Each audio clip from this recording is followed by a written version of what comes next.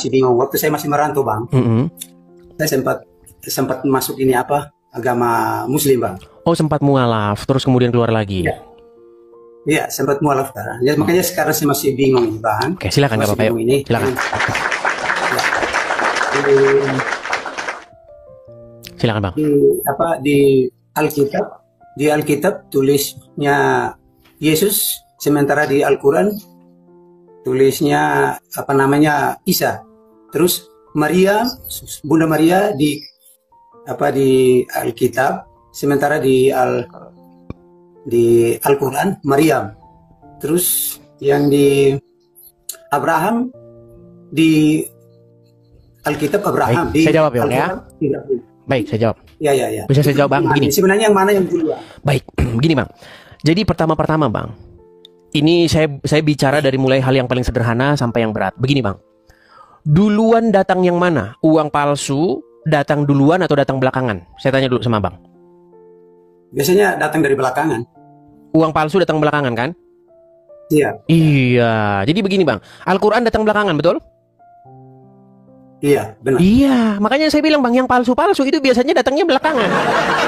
Setelah yang asli keluar, nah dibikinlah palsunya, tiruannya datang.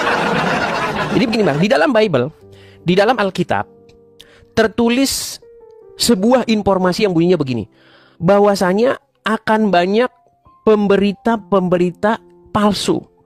Artinya akan ada Injil-Injil palsu, akan ada Yesus-Yesus palsu yang diberitakan. Ya.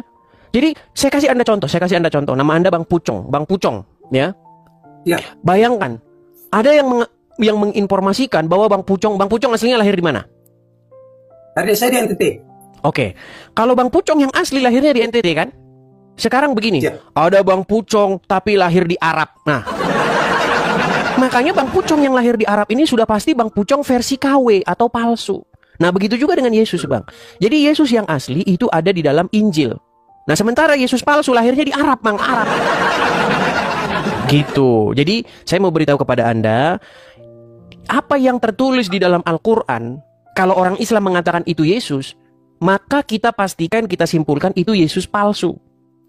Begitu. Yesus yang lain atau Injil-Injil yang lain, begitu, Bang. Dan itulah yang sedang kita lawan, begitu, yang sedang kita patahkan, yang sedang kita beritakan kepada seluruh manusia agar tahu bahwa kalau ada orang Islam mengatakan bahwa di dalam Al-Qur'annya ada Yesus, pastikan itu Yesus versi Arab Saudi.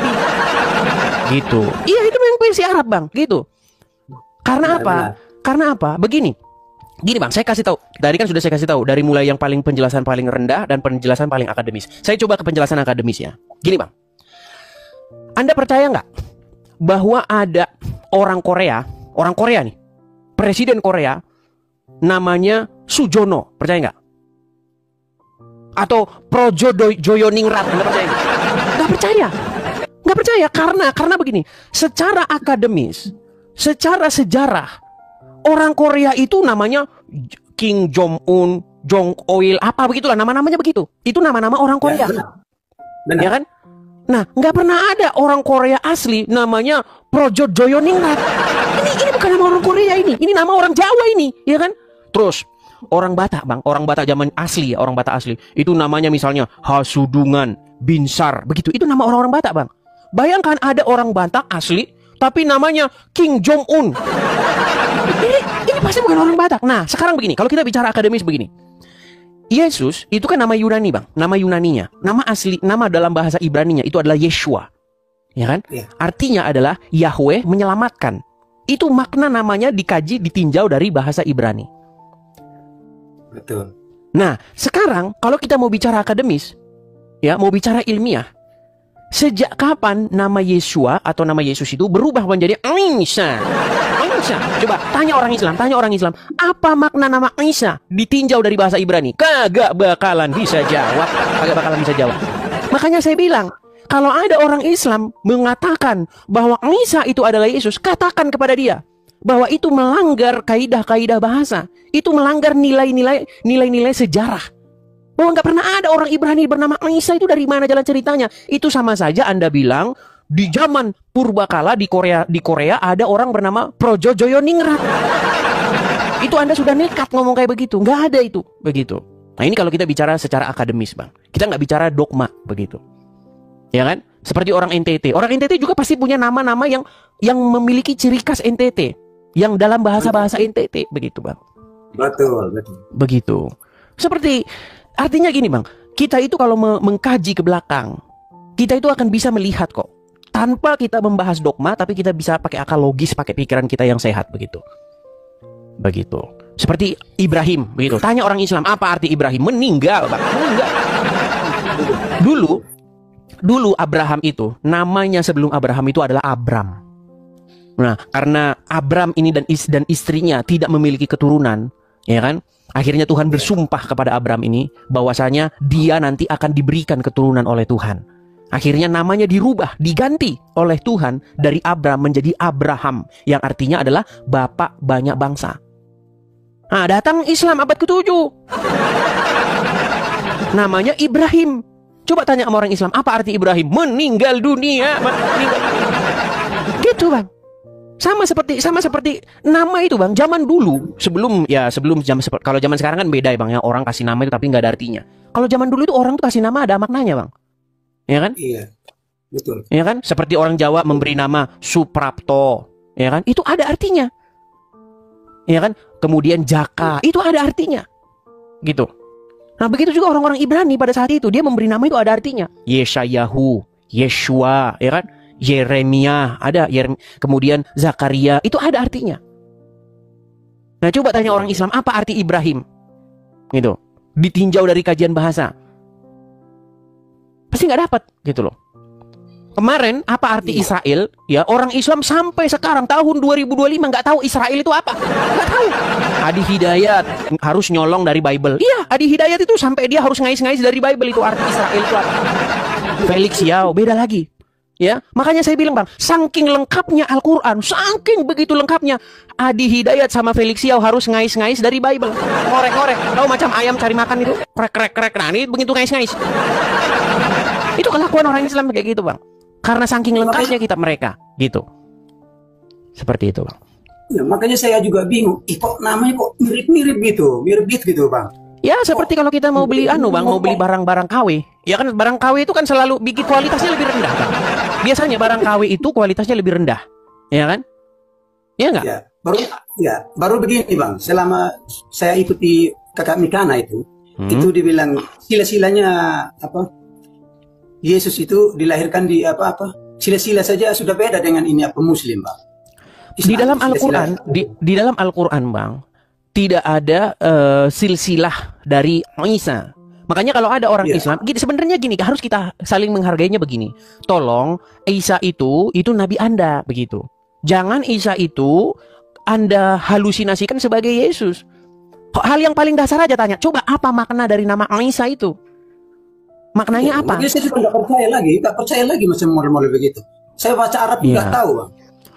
Nah ini gini, Bang, ini ada satu saya ya, ini kepada Abang Katolik tadi kan? Iya, Katolik. Saya istri. Karena banyak saya dengar, ya gini, karena banyak saya dengar, Bang, ada mualaf-mualaf dari Katolik, Coba adakan satu program mungkin di Katolik itu, program pembinaan umat begitu, supaya jangan gampang-gampangan orang mualaf gitu loh, Bang. Coba gitu, ya. Supaya kalian paham Islam itu seperti apa begitu ya. Ada kajiannya begitu. Biar tahu agama Islam itu apa. Intinya yang mau saya katakan begini, Bang. Kalau ada pemberitaan tentang Yesus dari kitab lain, entah itu dari Al-Qur'an kah, dari mana kah, dari kitabnya Lia Eden kah, itu Yesus palsu yang diberitakan orang begitu. Jadi begitu, Bang, ya. Iya. Baru saya dengar begini, Bang. Ini apa? Nabi, sementara saya pernah baca di Alkitab, nabi yang benar itu tidak pernah masuk dalam gua. Sementara setan yang biasanya disimpan dalam gua, Pak. Iya, di dalam Bible memang setan-setan itu dicampakkan ke dalam gua-gua yang gelap, begitu. Nah, sementara menurut orang Islam, Muhammad itu menerima wahyu itu di gua. Dan kita tahu, Bang, di gua itu pasti nggak ada lampu. Apalagi di zaman Muhammad gitu. Makanya ketika Muhammad disuruh membaca, nah ini menjadi pertanyaan. Bagaimana Muhammad disuruh membaca di gua? Lampunya dari mana, Bang? Gitu kan? Bagaimana kita disuruh membaca tapi di tempat yang gelap? Begitu. Seperti itu, Bang. Oke, Bang, ya, kita kasih kesempatan kepada Muslim ya. Oke, terima kasih saya sudah naik di Bang Edis. Sama-sama, Selama Bang. ini saya Sama-sama. tidak naik. Tidak naik. Sama-sama, artinya begini Bang, Anda dari mualaf sudah kembali lagi kepada Kristen, ya belajar Bible, ya kan? Bagaimana seorang Kristen itu harus hidup sesuai dengan apa yang ada di dalam Bible, menjadi pengikut Yesus yang benar, begitu Bang. Siapa Bang?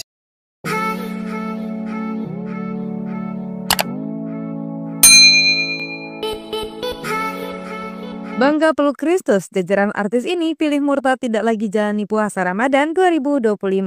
Ovi Sofianti, ex-personel Duo Serigala, Ovi Sofianti secara terang-terangan mengungkap bahwa ia telah berpindah agama menjadi seorang Kristiani, mengikuti keyakinan suaminya Frankie Ilham Roring. Sebelum menikah, mereka memiliki keyakinan yang berbeda. Ovi seorang Muslim, sementara Frankie seorang Kristen. Awalnya, Frankie memilih untuk menjadi mu'alaf demi pernikahan mereka yang berlangsung sesuai ajaran Islam. Namun setelah beberapa waktu, Ovi mengaku mengalami mimpi bertemu Yesus selama 3 hari berturut-turut. Pengalaman tersebut membuatnya yakin untuk berpindah agama dan kembali menjalani Kristiani, bahkan mengajak suaminya untuk kembali pada keyakinannya semula. Serena Delon atau yang kini dikenal sebagai Serena Delon juga mengambil keputusan besar dalam hidupnya dengan berpindah agama ke Kristen sebelum menikah dengan Ranon pada tahun 2013. Sebelumnya ia sempat menjadi pernikahan dengan Taufik Rizky, namun rumah tangga mereka berakhir dengan perceraian. Keputusan Serena untuk meninggalkan Islam sempat mengecewakan para penggemarnya. Nita Gunawan, model berusia 34 tahun ini mengungkap bahwa perjalanannya dalam berpindah agama dari Islam ke Kristen bukanlah sesuatu yang mudah. Keputusan tersebut bahkan membuatnya dituding sebagai penyebab meninggalnya sang ayah. Tidak hanya itu, ia juga harus menghadapi kenyataan pahit diusir dari rumah dan harus hidup mandiri di kontrakan. Meskipun pernah dikenal sebagai seorang muslim yang taat, kita menegaskan bahwa perpindahan keyakinan bukan karena pengaruh orang lain. Marcella Simon kembali menjadi perbincangan publik setelah ia memutuskan kembali ke agama Kristen setelah sebelumnya menjadi mu'alaf pada tahun 2019. Saat itu ia mengucapkan 2 kalimat syahadat dengan didampingi Ustadz Adi Hidayat serta teman-temannya seperti Cut Meriska dan Roger Danuarta. Selama menjadi muslim, ia bahkan mengenakan hijab. Namun setelah 3 tahun, Marcella memutuskan untuk kembali ke keyakinannya semula. Keputusan ini menimbulkan pro dan kontra di kalangan penggemarnya. Audi Marisa. Nama Audi Marisa juga masuk dalam daftar artis yang kini tidak lagi menjalankan puasa Ramadan. Suaminya, Antonisi, mengumumkan bahwa Audi telah berpindah agama dan kini menganut keyakinan yang sama dengannya. Pernikahan mereka yang digelar pada 12 September 2020 sempat menjadi sorotan publik karena perbedaan agama di antara mereka. Bahkan sang ibu dikabarkan tidak hadir di pernikahan tersebut yang diduga karena ketidaksetujuannya dengan keputusan Audi. Chris Hatta. Pada tahun 2015, Chris Hatta menjadi seorang mu'alaf demi menikahi Hilda Fitria. Namun setelah pernikahan mereka kandas dan dirinya menjalani hukuman di penjara, Chris Hatta mengaku mengalami kebingungan dalam menentukan tempat ibadahnya, gereja atau masjid. Setelah mempertimbangkan berbagai hal, ia pun kembali ke keyakinan semula. Chris Hatta secara belak-belakan menyatakan bahwa keputusannya untuk masuk Islam dulu semata-mata hanya untuk pernikahan, bukan karena keyakinan hati. Manohara yang pernah menikah dengan anggota kerajaan Malaysia Tengku Muhammad Fakhri juga diduga telah berpindah keyakinan ke Kristen. Hal ini semakin diperkuat oleh pernyataan dalam sebuah wawancara yang menyebut nama Yesus saat membahas kehidupan pribadinya. Indonesia jadi salah satu negara yang paling banyak murtad. Beneran nggak sih? FYI, istilah murtad ini dipakai di agama Islam ya. Jadi kalau ada orang muslim yang keluar dari Islam dan pindah ke agama lain ya disebutnya murtad. Nah, baru-baru ini viral nih, ada seorang ustadz yang bilang kalau Indonesia termasuk negara Islam dengan angka murtad yang tinggi. Video itu diposting di akun TikTok Politik Agama. Ustadz ini bilang kalau dilihat dari data katanya banyak yang keluar dari Islam alias murtad. Dia juga bilang sering dapat laporan dari berbagai daerah. Pak, tolong nih si Anu murtad, si ini murtad katanya. Video ini pun langsung ramai dan banyak yang kasih tanggapan. Ada warganet yang komen, bener aku juga murtad bareng anak-anakku. Ada juga yang bilang, iya suamiku juga murtad malah sekarang aktif pelayanan di gereja. Tapi menariknya ada juga yang ngerasa masalah ini nggak perlu dibesar-besarkan. Kenapa sih hal kayak gini mesti dipermasalahkan? Kan setiap WNI bebas pilih agama sesuai keyakinannya, tulisnya. By the way, pernyataan Ustadz ini sebenarnya nggak bisa dipertanggungjawabkan ya. Karena sampai sekarang belum ada survei resmi soal angka murtad di Indonesia. Emang sih ada beberapa cerita pindah agama yang viral di media sosial. Tapi kasus-kasus ini nggak bisa dijadiin patokan buat masyarakat Indonesia. Yang penting sebenarnya agama itu kan urusan pribadi. Kita mau pilih agama ini atau agama itu ya urusan masing-masing. Yang penting saling menghormati aja. Yuk sama-sama hargai pilihan agama orang lain.